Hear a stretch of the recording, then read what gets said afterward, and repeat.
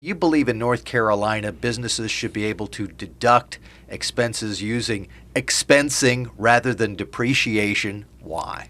Well, what we're talking about here is if a company buys a bulldozer or another piece of equipment, they get to write it off according to the federal tax code, which we adopt over a number of years, instead of, and that's called depreciation, instead of being able to deduct the full amount in the year that they make the purchase. And the reason why they should be allowed to expense, which is to deduct that full amount in the year that they make the purchase, is because the longer the time period associated with that deduction, the less that deduction is worth to people. And so it actually businesses aren't actually getting the full amount of their deduction if they can't recover it for 5, 10, in some cases 20 or 30 years.